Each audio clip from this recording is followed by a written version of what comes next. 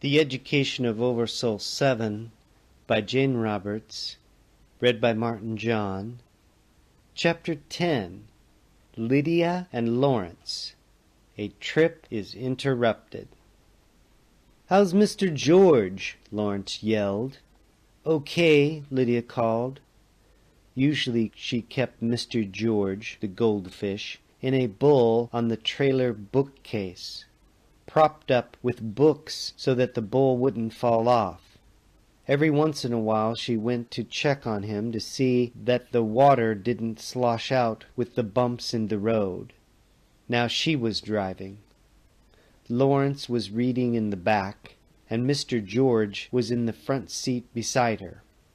Greenacre, the Angora cat, lay curled around the bowl. Lydia drove on at a good pace, chain-smoking, listening to the radio, and occasionally talking at Mr. George or Greenacre. She had sunglasses on, and a visor cap set on her cropped white hair, and she was wearing a leather peace sign suspended on a strap around her neck, a gift from Lawrence. She felt jaunty wearing it. When any black people went by in a car, or young people with their flowing hair, she grinned and made the peace sign. Still, blacks resented liberals these days, she thought. Do-gooders. So maybe she should stop the practice as far as they were concerned. After all, if they didn't like it, what was the point? A car passed by, with a black couple in front. Lydia gave the peace sign. The man smiled and returned the gesture. Lovely man, Lydia thought. Now I can go on doing it. "Aren't you ever going to quit reading?" she called back to Lawrence. No response. Well, he probably dozed off, she thought. Let him sleep. "Wouldn't you say, Greenacre?" No response there either, not even the flicker of an ear. She changed the radio station. A half-hour went by, and Indiana dusk was beginning to fall. She wondered if they'd make it to the University of Iowa in time for her lecture and poetry reading. "We should stop for supper soon," she called, keeping her eyes on the road. Then, "Greenacre, go wake Lawrence and tell him it's almost time to eat." Greenacre opened one eye. "Lawrence!" she called again. She switched off the radio. There were no sounds from the rear. No snoring or heavy breathing, or gasps in case he'd had a heart attack. Silly, of course he hadn't. He was years younger than she. Doctor or no, his heart would last for years. "Lawrence!" Be calm, she told herself. "Shall we put up at the next road park? Supper isn't exactly gourmet food. Hot dogs, rolls, salad." Even as she went on speaking normally, she was pulling up at the side of the road. It was a 4-lane highway, but traffic was light. The trailer seemed filled to the ceiling with silence, stuffed with it like cotton. She felt as if it was packed in her mouth. "Get up, Lawrence. It's time for supper," she said. Her words sounded all woolly. She went back to him, her face rigidly smiling, and found him just sitting there, eyes open, mouth open, quite dead. In her mind she heard him say, "How's Mr. George? How long ago was that?" He must have, right after that, while she was giving the peace sign and calling back to him. She looked at him intently and tried to take his pulse. There was none. She breathed into his mouth as hard as she could, trying to fill him with air, so much that he'd float up to life like a balloon. But it was like trying to fill up a tire with a hole in it, or... She broke off. "We were positive I'd go first," she said, "because of my age. And you'd have to be the one to decide what to do when my mind went." She tried to keep a conversational tone, not a panic.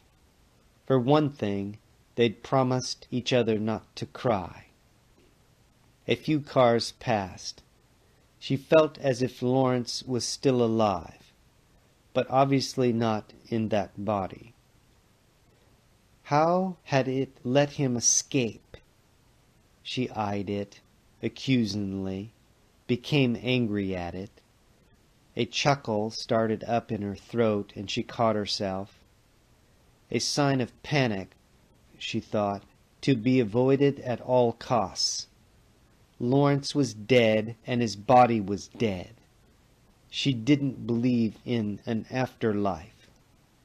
She paused, staring at Lawrence's body, trying to be very matter-of-fact. She must be detached to avoid panic, to protect her own sanity, and be as normal as possible. What would she do if everything was all right? The answer came. She got milk, bread, and jam from the midget refrigerator, sat down across from Lawrence's body, and began to eat neatly, careful not to spill any crumbs upon the floor, careful about everything. He was sitting upright. People passing by in their cars saw an elderly man and woman facing each other in a camper trailer, with a lamp warmly shining behind yellow transparent window curtains. Finishing her milk and jelly sandwich, Lydia put the stuff away and fed the cats. Plans, she thought. If her mind was failing her, and she was sure that it was, then she had to be crafty and careful. They'd promise each other no funerals and no flowers, no calling of relatives until everything was over, none of the rituals or nauseating rites reserved for the dying, dead, and aged. "Lydia!" She sprang around, certain that someone had called her name. Involuntarily she said, "Lawrence?" "Am I dead?" he asked. But where were the words coming from? Inside her head or outside? "Of course you are. Don't be cruel. You know my mind does funny things sometimes," she said. "I'm not hearing a thing. I'm making it all up." "Your mind can't make me up. I'm over here," Lawrence said. "Lawrence, I don't believe in spirits." "But neither do I," he said. "Is my heart beating?" "No," she shouted.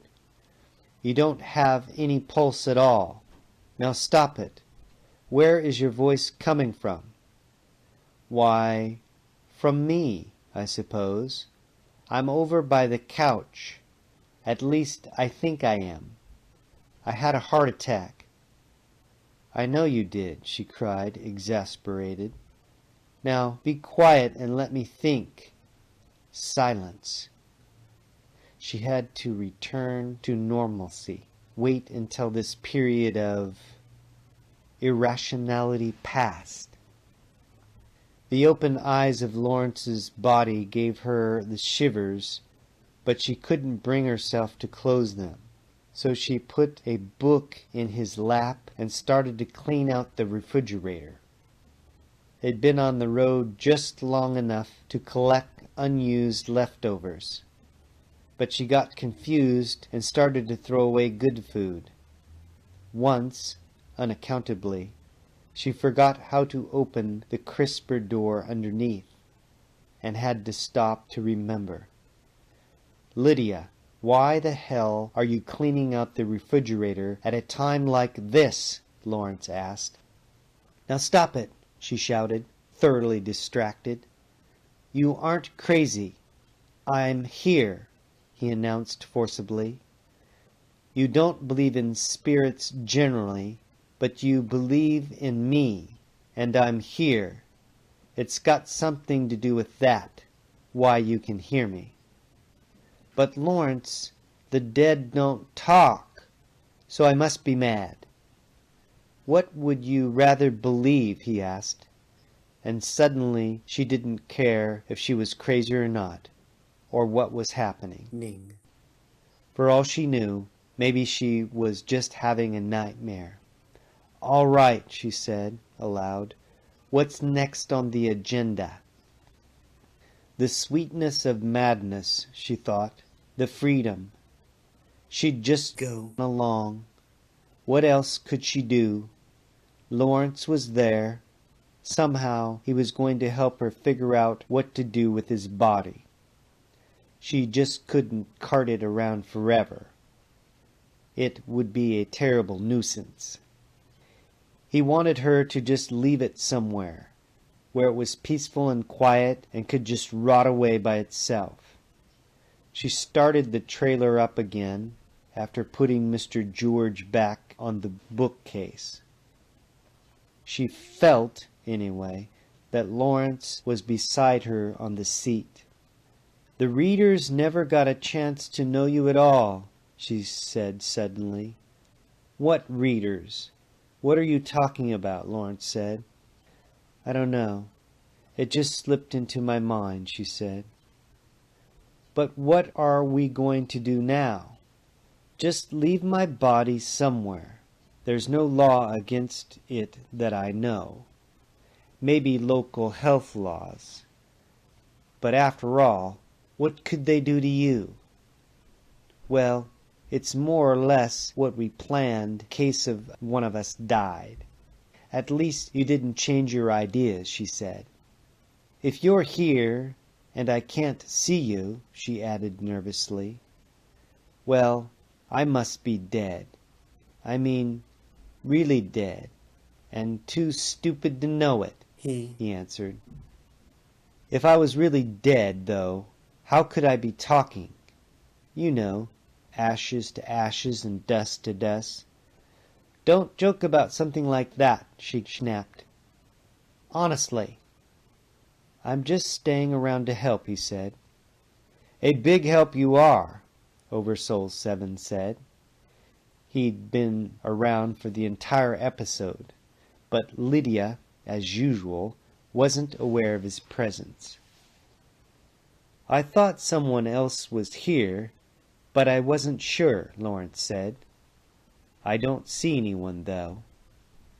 That's because you don't know how to really see yet, or you're afraid to. Well, look here. Am I dead or not? Lawrence asked. Lydia and I are quite confused about it all. And who are you? Yours was one of the easiest, most proficient transitions I've ever seen, Seven said. You're to be congratulated. Most people make much more fuss about it. Of course, you weren't in pain for any long period or anything. Still, it was very good. You won't be around long, though. Someone will probably come for you. I'm a friend of Lydia's. Really? I thought I knew all her friends, Lawrence said. Who are you talking to, for heaven's sake? Lydia asked. Don't you hear him too? No, I don't hear anyone but you. And I shouldn't be hearing you. There! She got that stiff smile on her face and turned the radio on, loud, to drown out his voice. But Lawrence said, There's a state park, Lydia. Drive in there. She felt as if she was in some kind of trance, and did as she was directed. She had to pay 50 cents and pass 2 guards who smiled and said what a great day it was. And Lydia thought, if she was in a trance or dreaming, how come everything was so vivid? I don't know if this is altogether a good idea, OverSoul7 said. A man has a right to do what he wants with his own body when he's finished with it, Lawrence said. Lydia frowned. Lawrence didn't sound crazy, or at least no crazier than usual. There, that way. Turn left, he said. She drove past rows of tents and campfires and children playing in the fields, now dark with dusk. A crowd was singing "Someone's in the Kitchen with Diana," and the air was full of the smell of hot dogs, steak, and onions. Lydia had given up all attempts to understand what was happening. Somebody, Lawrence, was telling her what to do anyway, which was just as well, she thought, because she was incapable of making any decisions on her own. Further on, Lawrence directed. The road became more isolated. Giant fir trees rose into the twilight darkness. They came to a park area of even green grass dotted with benches. It was empty.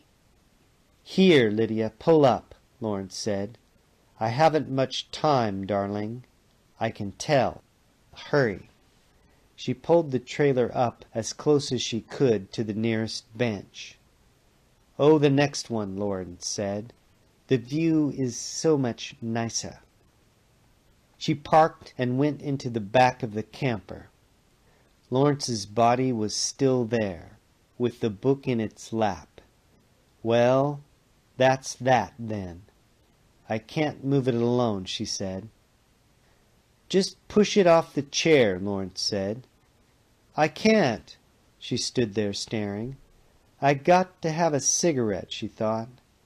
She went outside, lit up, and looked out at the park and the woods and the benches and breathed the cool night air. Then, sure that she'd cleared her mind, she went back inside. It was all a dream. Lawrence wasn't dead, and he'd be in his body where he was supposed to be. She went back inside. The body was still there. How bad was her mind? She had no way of knowing. "All right, then." She yanked Lawrence's body down, dragged it the length of the trailer, down the steps, and over to the bench. Katydids were calling. She got a stone in one of her platform shoes and had to take it off. It was much more difficult to tug the body up, but she did, until it sat nicely on the green bench, looking out across the fields to the woods. "Admirable," Lawrence said. Then to Seven, "Will you stay around to help her out? She's going to need help, you know. I hear someone calling me, and I have the feeling—" With that, Lawrence disappeared, and Seven couldn't see him any longer. Lydia never had. She got back in the camper, stared out at Lawrence's old man body, and wanted to cry, but she couldn't. She started up the motor, left the state park, and just kept on driving. The road seemed real, nothing else. At the same time, some inner, usually quiet part of her was alert and talking mentally. This part was usually masked by her conscious thoughts, but there were great holes in her usual consciousness, through which these inner reasonings came. She was retreating, and had been for some time. That much was clear. The trip cross-country was to help her shake loose from her normal surroundings, for they held her, kept her oriented. She was finished with orientation. She didn't want to relate any more. Lawrence hadn't wanted to reach 60 either, a milepost that hadn't bothered her a bit. and he hadn't. But she didn't want to go quickly, suddenly, like that. She'd go slowly, step by step, mental slip by mental slip, she thought. Retreat easily, so imperceptibly that she, herself, could forget what she was doing, like mental sleeping pills. Lydia was only half aware of these thoughts, even now. The picture of Lawrence's body on its bench kept coming into her mind. She blocked it out and kept driving. In the morning she fed Greenacre and Tucky and Mr. George, and ate breakfast at the side of the road. In the morning she fed Greenacre and Tucky and Mr. George, and ate breakfast at the side of the road. Seven kept trying to talk to her, but she didn't hear him. She didn't believe in spirits, except in Lawrence's, and it seemed to have deserted her. They finally caught up with her 3 days later, when Lawrence's body had been traced. The police were very understanding. Lydia's children came for her. She explained what had happened, and they all pretended that the events were quite normal. So she saw that they didn't believe a word that she said, and she didn't much care. She eyed her offspring with great detachment. They seemed too solid, unimaginative, limited. For a week her daughter, Anna, took her. She left with the cats and Mr. George, carrying his bull in her arms, while Anna was out at bridge. They found her within a few hours. Roger, her son, had her next. But she looked around the suburban home and garden, and the whole environment seemed too pat, unreal, no longer where she belonged. It seemed quite clear. She didn't belong anyplace. Her interest in the world was fading. Vaguely she wondered that she'd ever taken it seriously at all. They were giving her tranquilizers because every once in a while she kept talking about how Lawrence picked out the bench she'd left his body on, even though he'd been dead for hours. She thought it mystifying herself. One night she didn't take the tranquilizers and sneaked out after everyone was asleep. It was early autumn. The orange leaves were all dull and soft and falling everywhere. She ran, agile for her age, she thought, through all the backyards, ducking under clotheslines, avoiding garbage cans, sprinting past lighted windows, showing glimpses of glowing television sets. A great exhilaration filled her. Her nightgown flapped at her ankles as she ran. She lost her slippers and luxuriated in the wet grass against her bare feet. They'd raise hell if they found her. Dimly she wondered when and why she'd stopped doing things like this. When she was a child. From the distance she heard alarmed voices, probably Roger and his wife calling, but she ran on and on. For a while she almost felt as if someone was running with her, or keeping up to her in some funny way. And once she would have fallen over an old tree stump, but a voice in her head said, "Look out!" Or at least she thought that it did. She wasn't aware of OverSoul7, though. Actually, he kept calling her name, but this inner voice merged with the shouts of Lydia's son and daughter-in-law, and in any case 7 kept feeling himself being pulled further and further away from Lydia, till he could hardly sense her at all. Instead, another scene was coming into reality for him. The backyards vanished, and shining mosaics took the place of the grass. in chapter 10. Peace, light, and love. Aloha.